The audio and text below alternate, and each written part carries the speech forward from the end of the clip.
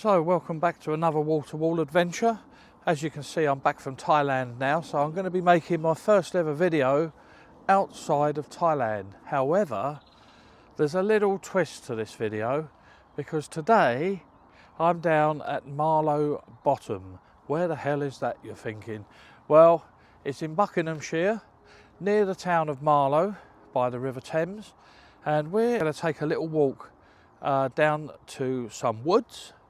And today we're going to have a little bit of an adventure, and a tale has a little tragic twist. Well, it has a big tragic twist on the end, to be honest with you. Very sad ending. So come with me today. We're going to go and have a little walk and try and find these Tibetan stupas down here at Marlow Bottom Woods. Come with me.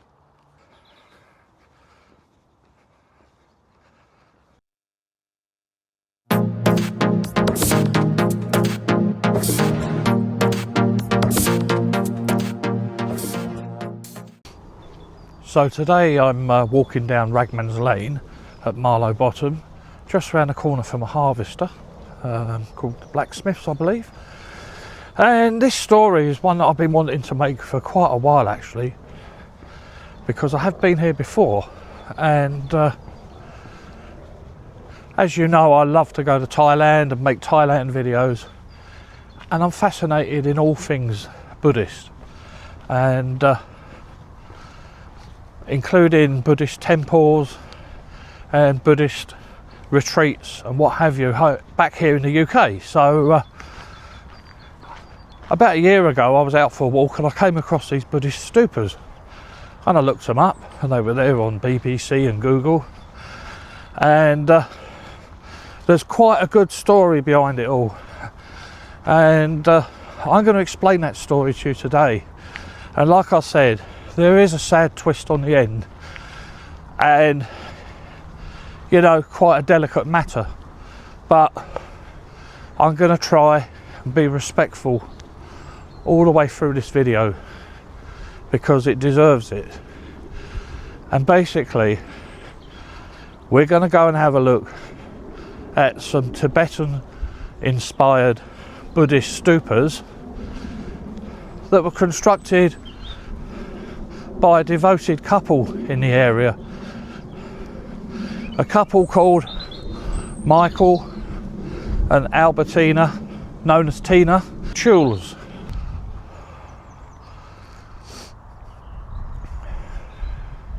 It's an absolutely beautiful day today here in the UK. Nice to walk without having to wear a winter jacket. It's actually 19 degrees. Whee!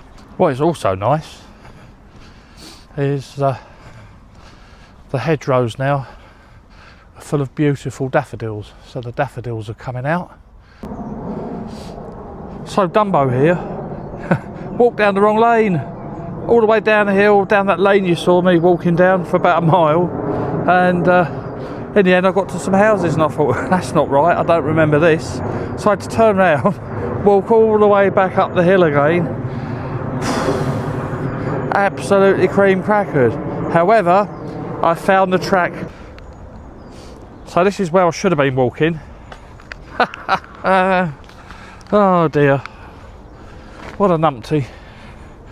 However, I do recall this because it's a muddier sort of farm track, like a bridle path. Back to the story. Michael and Tina Chules went on a trip to Tibet, were heavily influenced by Tibetan Buddhism and became Buddhist themselves, and on return to the UK they decided to live a very basic life in a house in the woods near Marlow in Buckinghamshire, and they lived without any electricity. Can you imagine that today, living with no electricity? They lived with no electricity, no television, no washing machine. They did all their washing by hand. But between 1996 and 2000, They built their series of 10 Tibetan stupas in the woods and opened it up for people to come and worship or rest and relax. And it's a dedication of their life's work.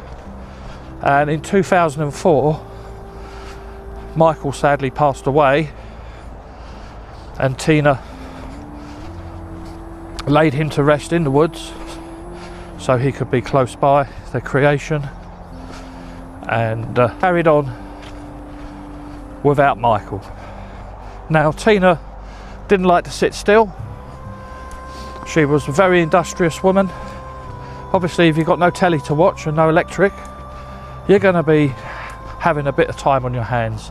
So she was passionate about gardening, flowers, and growing vegetables, which she used to leave around the stupas for members of the public to come and help themselves to. An absolutely selfless woman who was devoted to her Buddhism and her simple way of life. Okay, so we're almost there. We are almost there. Ah, here we are. Found it. It's quite hard to find this place, but there's the entrance. Oh, sorry about my breath, I'm really out of breath, but finally found the entrance to the Buddhist stupas with Tibetan prayer flags over the entrance. I'll explain that to you in a minute when I catch my breath. At the top we have consciousness, in the middle air, then fire, then water, and then at the bottom earth. The form of a stupa is the source and symbol of peace, the manifestation of our true nature beyond the confusion of words. A stupa's power to purify the energies of the planet cannot be measured. And then over here, trees, wonderful trees, lungs of the planet, giver of all life. Protect, respect and enjoy them. True, because where would we be for the air that I'm struggling to breathe at the moment without trees, eh? So here's the pathway, the archway to the woods, and as we walk through you'll see the first of our stupas here. Sorry about the sunlight, it's been a very bright day. Let me get to the other side of them. Okay, I think I'm going to take a nice sit down and film them from the bench. Okay, so the stupas, obviously 1, 2 and 3 there. Unusual to see, isn't it, in the middle of the woods in the UK. Yeah, it's very peaceful down there in the woods. You can hear the birds singing. Nice spring day. Look around the stupas, you'll see they've got Tibetan prayer flags, and in all different colours, and 5 different colours to be precise. Blue, white, red, green and yellow, and they have to be in that particular order, in sequence. And actually I've just noticed something, that the same colours are repeated around the bottom of each stupa. So obviously this is very, very much based on Tibetan Buddhism. There's the prayer flags. We go up close. I can't read Nepalese, but they've got prayers written on them. So with the prayer flags, let me tell you what the colours represent.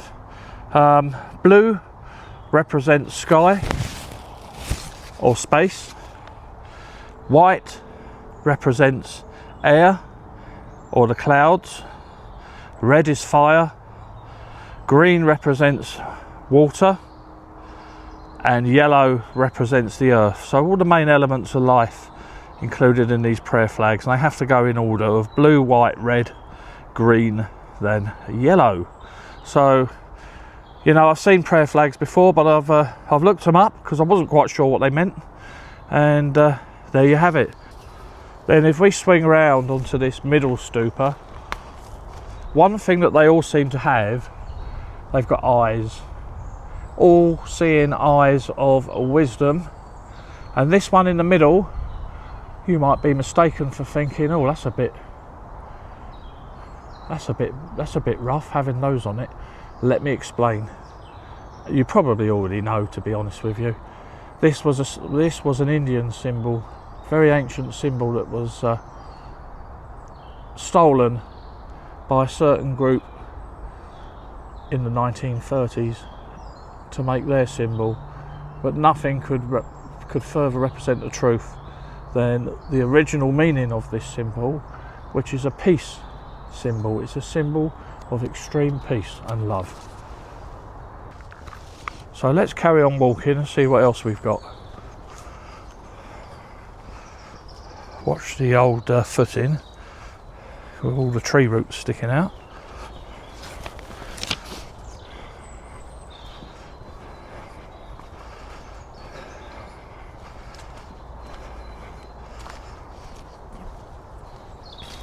There's someone running, so we'll stop a minute. So here we have another one. A big white stupa surrounded by prayer flags.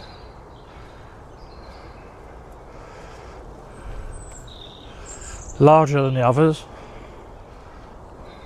And then on the trees by each of the stupas, there's a QR code you can scan to learn more about them.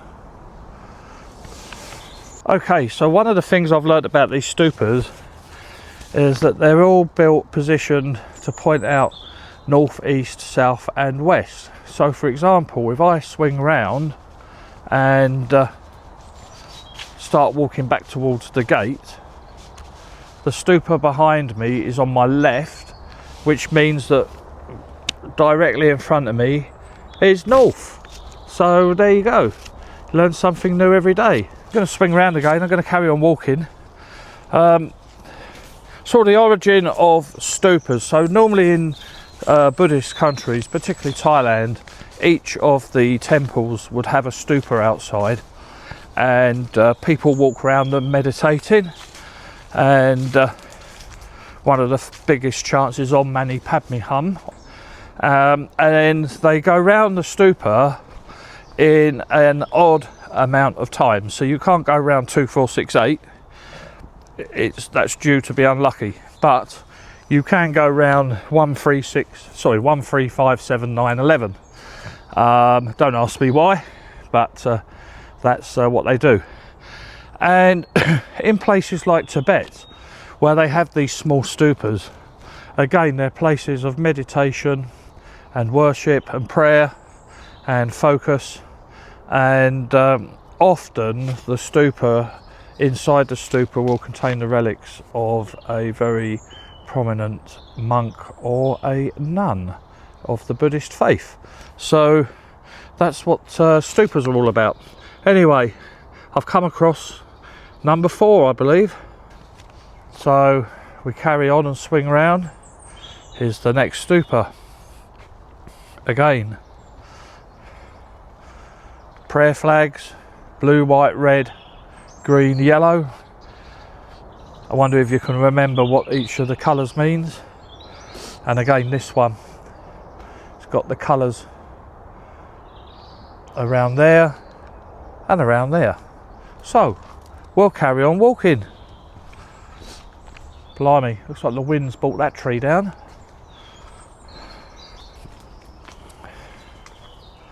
So Michael Charles, he passed on in 2004, and 4 years after the stupas shrines were built. And here's the next one. You wouldn't expect to find these in an English woodland, but absolutely beautiful and peaceful and really nice to see.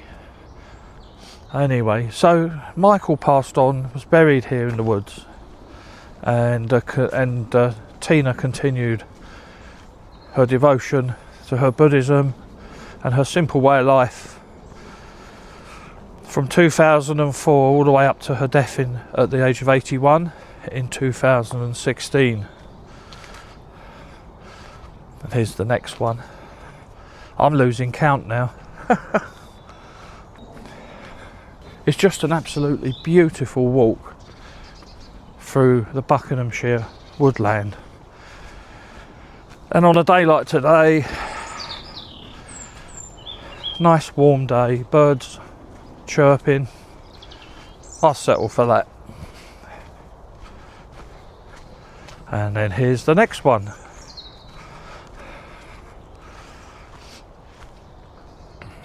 So if you fancy doing this walk, the easiest way if you're driving is to drive up the A404 to walk from Marlow roundabout towards High Wycombe and come off at the Marlow Bottom sign and then turn right at the Blacksmith Arms Harvester, park somewhere in the lane, and then come and have a look. If you Google Marlow Bottom stupas, it'll give you a walking map so you can get directions down here, but it's not easy to find. So here's the next stupa. So peaceful.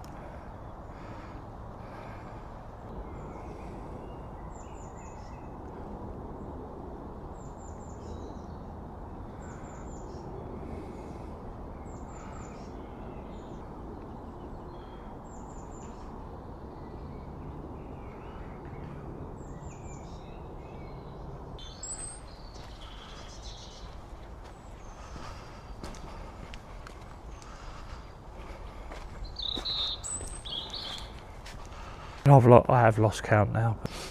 So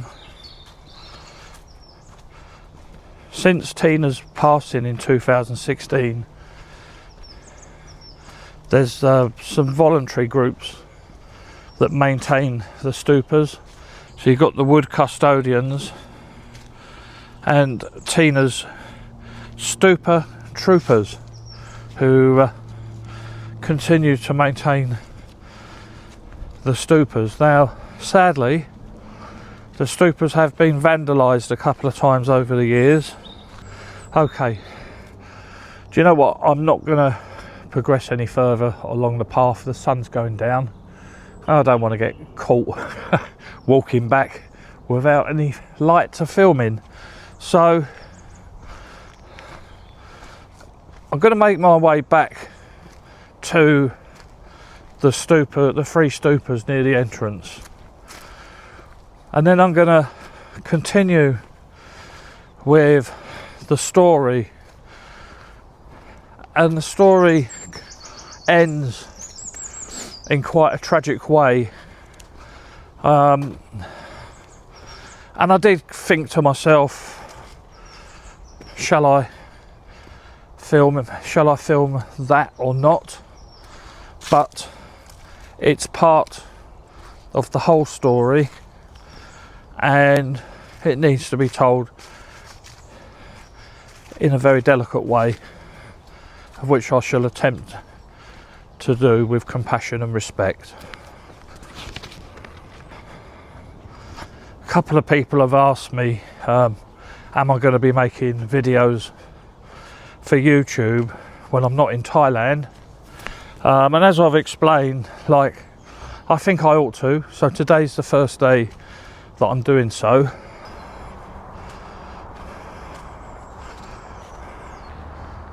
So at the start of this video I said that there was a very sad ending to it, and you can't shy away from that.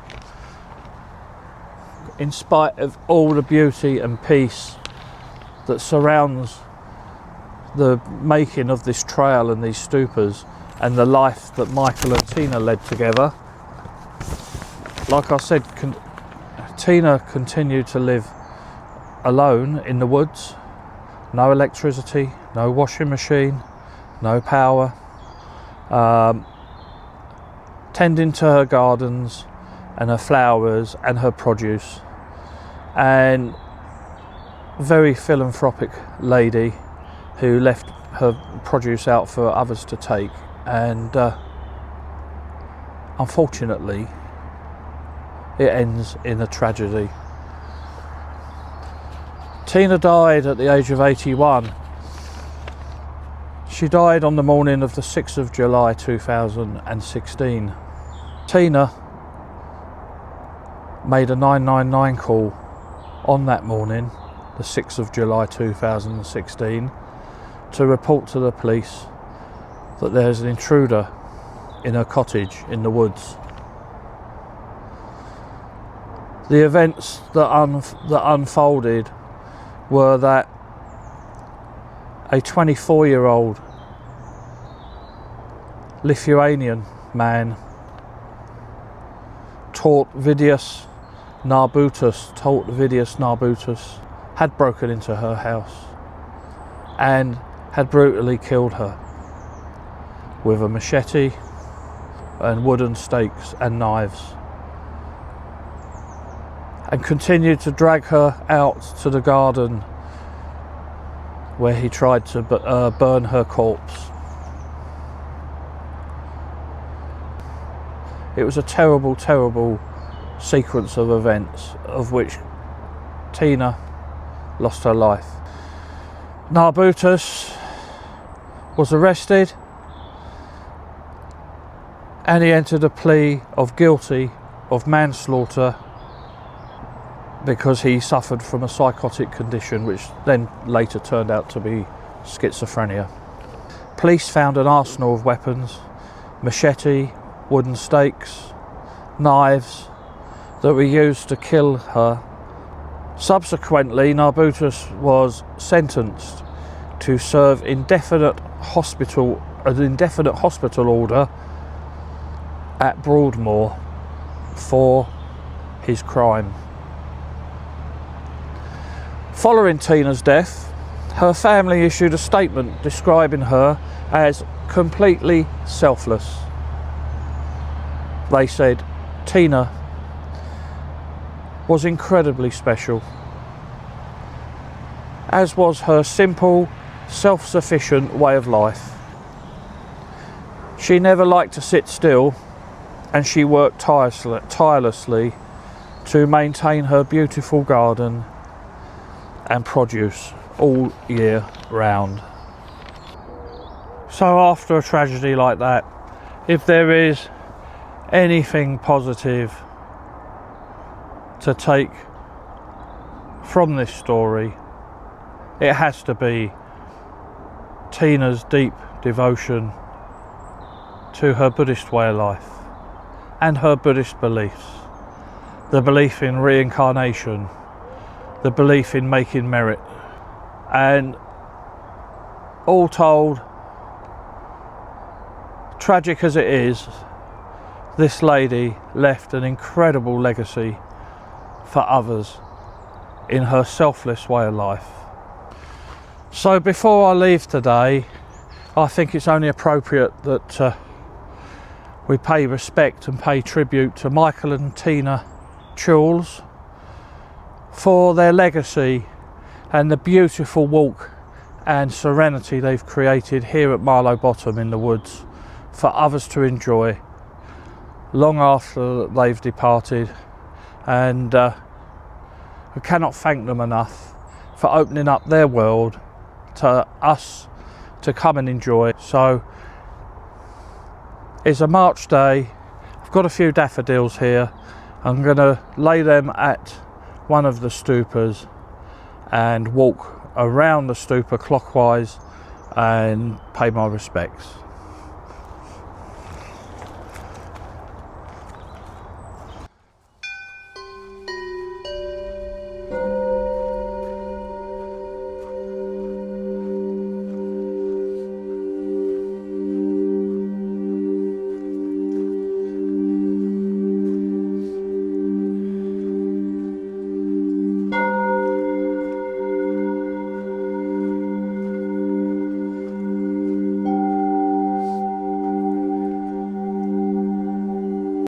thank you for coming on my adventure to Marlow Bottom Woods and the Tibetan stupas.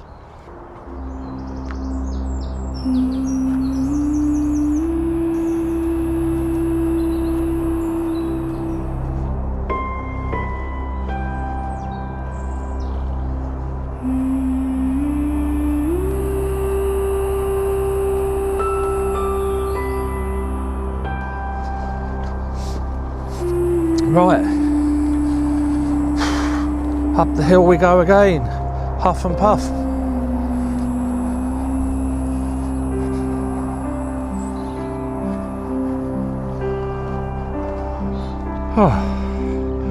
And back to the car and the daffodils for another adventure completed.